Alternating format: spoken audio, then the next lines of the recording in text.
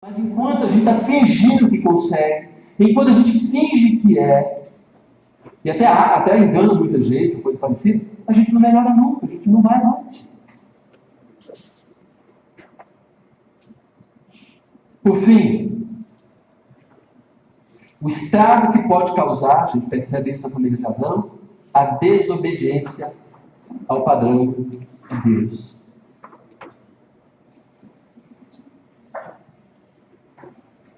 É interessante quando Jesus nos diz aquilo que para a gente tem que mexer de fato no nosso coração. Jesus fala assim: sejam vós perfeitos, como é perfeito vosso Pai Celestial. Como que Jesus fala para a gente ser perfeito igual a Deus é perfeito? Quem consegue? Mas por que Deus estabelece um alvo tão alto para a gente? Porque Deus tem grandes expectativas conosco. Porque já fomos transformados pelo poder de Jesus Cristo, pelo poder do Espírito Santo sobre a nossa vida. Então o alvo de fato é alto. Porque nós não podemos contentar com nada que é medíocre. Se o nosso alvo fosse Paulo, por exemplo, um grande exemplo para a gente ia bem abaixo. Se a gente treina para uma maratona completa, 40 quilômetros, é isso? 42. É certo que a gente vence meia maratona. O problema é que muitas vezes a gente fica com alvos pequenos. A gente, por causa das nossas desculpas mesmo. Mas quando a gente desobedece ao padrão divino, mas qual é o padrão divino? Deus fala: olha, se você pensar o mal, já está pecando.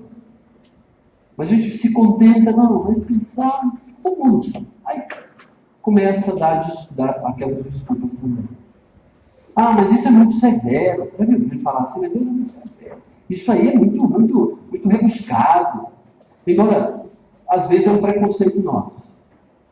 Mas nós devemos mirar no centro do Senhor. Eu quero parecer com Jesus Cristo. Quero amar como Jesus Cristo amava. Quero me dedicar como Jesus se dedicava. Quero ir seguir o caminho, o objetivo como Jesus seguia. Mesmo que com todas as falhas, mesmo com os tropeços, é possível que eu vá mais adiante. Mas se a gente é medíocre, eu não estou sendo um cristão genuíno. Um cristão que, obviamente, precisa entender que o nosso padrão é a pessoa de Jesus Cristo.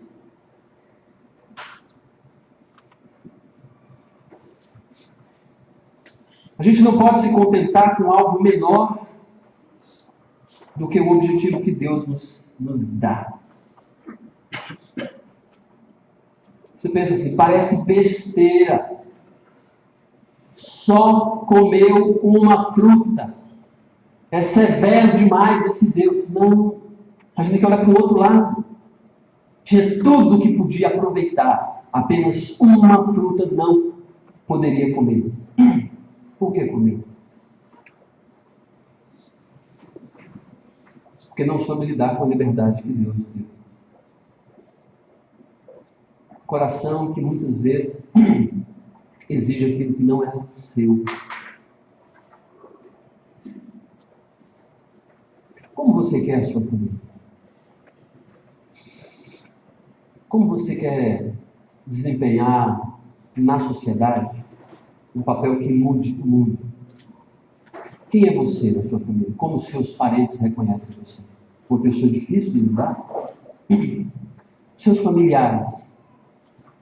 Sabe aquele familiar que toda a família rodeia porque fica pensando, não posso desagradar fulano, não posso desagradar o pai, a mãe, o filho, porque senão o quê? Às vezes a gente tem dificuldade com a dificuldade do outro. Uma pessoa é muito difícil. Mas talvez a gente seja difícil e não percebe, porque a gente não tem condição e nem quer se autoavaliar. Mas às vezes a gente é chato, é xarope. Às vezes a gente é a pedra no sapato da nossa família. Por causa do nosso gênio. gênio. Cristão não tem gênio. Cristão tem o Espírito. E pode ser moldado pelo Espírito Santo. Basta a gente permitir. Como você quer participar da sua família? Gente, é lógico. A gente está falando sobre família, nossa série. Eu não tenho dúvida de que quando nós tivermos famílias mais saudáveis, todos seremos mais saudáveis, seremos mais felizes, mais satisfeitos. Além de cumprir o nosso papel na sociedade muito mais eficazmente. E eu desafio você a pensar acerca disso. Com essa série sobre famílias, mas em parte só sobre a família de Adão. A gente já tem o suficiente para tentar se deixar moldar pelo Espírito Santo. Ninguém casa para ter uma família desgraçada. Ninguém casa. E nós que permanecemos casados, temos que investir na nossa família. Investir. Mas esse investimento passa primeiro por eu se permitir ficar quebrantado, se quebrar. Permitir que Deus haja. Permitir que o Senhor molde o meu caráter, o meu coração. Para que eu seja bênção na minha família e não um estorvo da minha família. Vamos orar? Feche seus olhos, coloque-se diante de Deus. Diga para o Senhor, Senhor, eu quero ser uma bênção na minha família, no meu lar. Eu quero ser alguém que vai abençoar os demais da minha casa. Coloque-se diante de Deus agora. Isso não é obra da carne, isso é obra do Espírito. Só Deus pode fazer isso. Então se coloque humildemente diante de Deus. Vamos nos colocar. Diga para Deus, Senhor, eu sou tão pequeno mesmo. Eu não consigo vencer as coisas por mim mesmo. Sou pecador. Mas eu quero ser trabalhado pelo Teu Espírito. A partir de hoje, me dá, de fato, uma vida melhor, uma vida mais dedicada às coisas do Senhor. Talvez menos trabalho. Talvez mais trabalho.